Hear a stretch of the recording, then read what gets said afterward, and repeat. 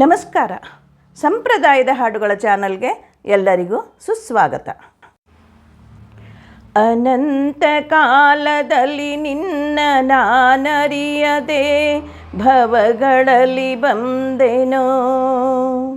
ಅನಂತ ಕಾಲದಲ್ಲಿ ನಿನ್ನ ಮನೆನಿಸದೆ ಮೂರ್ಖನಾದೆನೋ.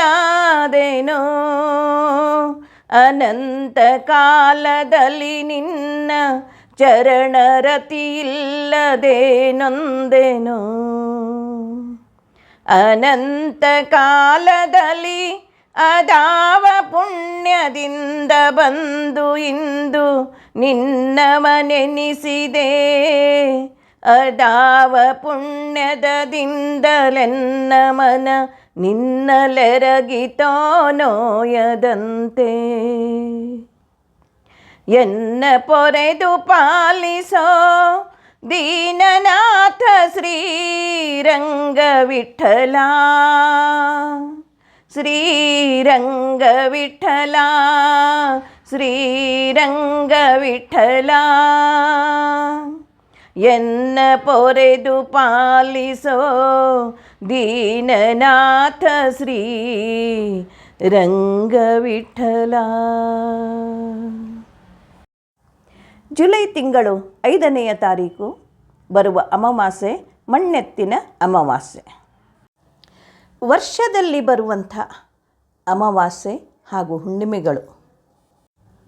ಈ ದಿನಗಳಲ್ಲಿ ನಮ್ಮ ಹಿರಿಯರು ಆ ಅಮಾವಾಸ್ಯೆ ಆ ಹುಣ್ಣಿಮೆಗಳಲ್ಲಿ ಪೂಜೆ ಪುನಸ್ಕಾರಗಳನ್ನು ಮಾಡುತ್ತಾ ಬಂದಿರುವ ಒಂದು ಸಂಪ್ರದಾಯ ಇದೆ. ಈಗ ಬರುವಂಥ ಅಮಾವಾಸ್ಯೆ ಮಣ್ಣೆತ್ತಿನ ಅಮಾವಾಸ್ಯೆ.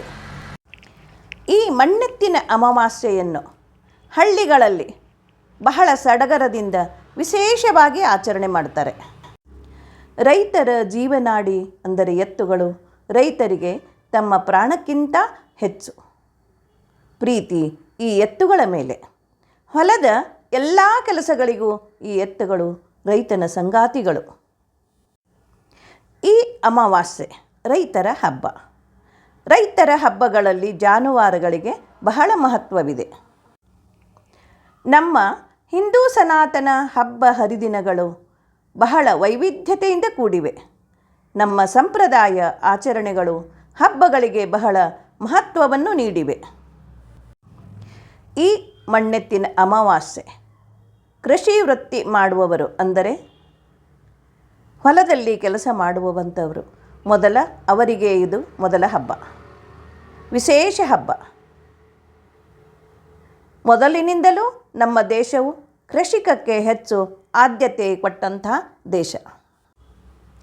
ಹಳ್ಳಿಗಳಲ್ಲಿಯೇ ಈ ಹಬ್ಬ ವಿಶೇಷವಾಗಿರುತ್ತದೆ. ಯಾಕೆಂದರೆ ರೈತರು ತಮ್ಮ ಜಾನುವಾರುಗಳ ಮೈ ತೊಳೆದು ಅವುಗಳಿಗೆ ಅಲಂಕಾರ ಮಾಡ್ತಾರೆ.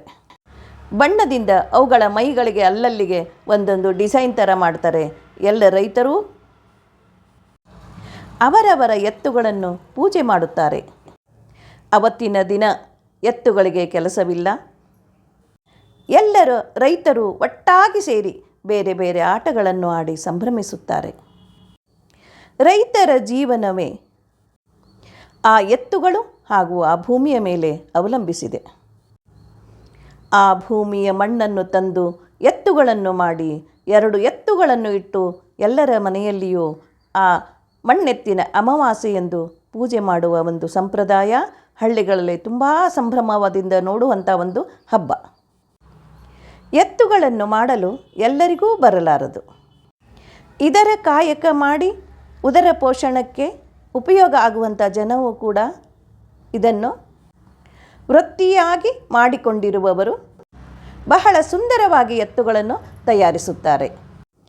ಈ ಎತ್ತುಗಳನ್ನು ಜೊತೆಯಾಗಿ ಜೋಡಿಸಿ ಇಟ್ಟ ಸಮೂಹಗಳನ್ನು ನೋಡುವುದು ಕೂಡ ನಮ್ಮ ಮನಸ್ಸಿಗೆ ಒಂದು ಹಬ್ಬ, ಆನಂದ. ಹಳ್ಳಿಗಳಲ್ಲಿ ಎಲ್ಲರ ಮನೆಗಳಲ್ಲಿಯೂ ಈ ಅಮಾವಾಸ್ಯೆಯಂದು ಮಣ್ಣಿನಿಂದ ತಯಾರಿಸಿದ ಈ ಎತ್ತುಗಳನ್ನು ತಂದು ರಂಗೋಲೆ ಹಾಕಿ ಮಣೆ ಇಟ್ಟು ಅದರ ಮೇಲೆ ಈ ಎತ್ತುಗಳನ್ನು ಇಟ್ಟು ಪೂಜೆ ಮಾಡ್ತಾರೆ. ಕೆಲವರು ಗೋಧಿ, ಜೋಳ, ಸಜ್ಜೆ ಯಾವುದೇ ಧಾನ್ಯಗಳಿಂದ ಅಲಂಕಾರ ಮಾಡ್ತಾರೆ. ಕೆಲವರು ಬರೀ ಅರಿಶಿಣ ಕುಂಕುಮ ಹೂವು ಗರಿಕೆ ಇದರಿಂದ ಪೂಜೆ ಮಾಡ್ತಾರೆ. ಅದು ಅವರವರ ಪದ್ಧತಿ. ಹಬ್ಬದ ದಿನ ಸಿಹಿ ಅಡುಗೆಯನ್ನು ಮಾಡಿ ದೇವರಿಗೆ ನೈವೇದ್ಯವನ್ನು ಮಾಡಿ ಈ ಎತ್ತುಗಳಿಗೆ ಕೂಡ ನೈವೇದ್ಯವನ್ನು ಮಾಡುತ್ತಾರೆ. ಮನೆಯ ಎಲ್ಲ ಸದಸ್ಯರು ಒಟ್ಟಿಗೆ ಕುಳಿತು ಸಂಭ್ರಮದಿಂದ ಊಟ ಮಾಡುತ್ತಾರೆ. ಕೆಲವರು ನಿಜವಾದ ಎತ್ತುಗಳನ್ನು ಹೊಲಕ್ಕೆ ಅಂದರೆ ಭೂಮಿಗೆ ತೆಗೆದುಕೊಂಡು ಹೋಗಿ ಅಲ್ಲಿಯೇ ಎತ್ತುಗಳಿಗೆ ಹಾಗೂ ಭೂಮಿಗೆ ಪೂಜೆ ಮಾಡಿ ನೈವೇದ್ಯ ಮಾಡುವಂಥವರು ಅವರ ಒಂದು ಸಂಪ್ರದಾಯನೂ ಇರುತ್ತದೆ. ಮರುದಿನ ಮನೆಯಲ್ಲಿ ಪೂಜಿಸಿದಂಥ ಎತ್ತುಗಳನ್ನು ನದಿ, ಕೆರೆ ಅಥವಾ ಅವರ ಹೊಲಗಳಿಗೆ ಹೋಗಿ ಅಲ್ಲಿ ವಿಸರ್ಜನೆ ಮಾಡಿ ಬರ್ತಾರೆ.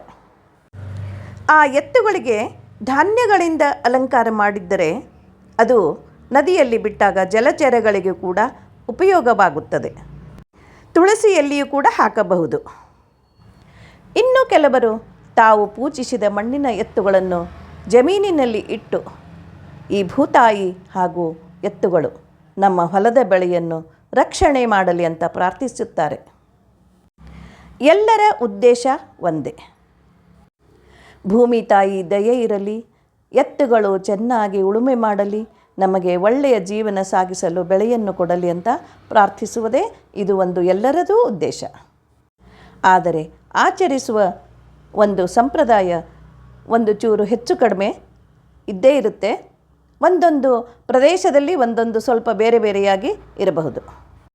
ಒಟ್ಟಾರೆ ಭೂಮಿಯನ್ನು ಹದಗೊಳಿಸಿ ಸ್ವಚ್ಛ ಮಾಡಿ ಬೆಳೆ ಬೆಳೆಯಲು ಜೊತೆಯಾದ ಕೃಷಿಕನಿಗೆ ಈ ಎತ್ತುಗಳ ಒಂದು ವಿಶೇಷ ಹಬ್ಬ. ಈ ಅಮಾವಾಸ್ಯೆಯಿಂದ ಮುಂದೆ 4 ತಿಂಗಳು ಮಣ್ಣನ್ನು ಉಪಯೋಗಿಸಿ ಮೂರ್ತಿಗಳನ್ನು ಪೂಜಿಸುವಂಥ ಹಬ್ಬಗಳು ಪ್ರಾರಂಭವಾಗುತ್ತವೆ. ಭೂಮಿ ತಾಯಿಗೇ ಹೋಗಿ ನಾವು ಪೂಜೆ ಮಾಡದೇ ಇದ್ದರೂ ಆ ಭೂಮಿ ತಾಯಿಯಿಂದ ಮಣ್ಣನ್ನು ತೆಗೆದುಕೊಂಡು ಬಂದು ಒಂದೊಂದು ರೂಪದಲ್ಲಿ ನಾವು ಹಬ್ಬಗಳನ್ನು ಆಚರಿಸುತ್ತಾ ಆ ಮಣ್ಣಿನಿಂದ ತಯಾರಿಸಿದ ಮೂರ್ತಿಗಳನ್ನು ಮಾಡಿ ಪೂಜಿಸುವ ನಮ್ಮ ಸಂಪ್ರದಾಯ ಇದೆ. ಈ ಸಂಪ್ರದಾಯಗಳು ಪಟ್ಟಣದಲ್ಲಿ ನೋಡಲು ಸಿಗುವುದಿಲ್ಲ. ಆದರೆ ಹಳ್ಳಿಗಳಲ್ಲಿ ಕೃಷಿ ಜೀವನ ಮಾಡುವವರ ಮನೆಗಳಲ್ಲಿ ಕಣ್ಣಾರೆ ಕಂಡವರು ಕೂಡ ಪಟ್ಟಣದಲ್ಲಿ ವಾಸಿಸುವಂಥ ಜನರು ಈ ಹಬ್ಬವನ್ನು ಆಚರಿಸುತ್ತಾರೆ. ಭಾರತೀ ರಮಣ ಮುಖ್ಯ ಪ್ರಾಣ ಅಂತರ್ಗತ ಶ್ರೀ ಕೃಷ್ಣಾರ್ಪಣಮಸ್ತು.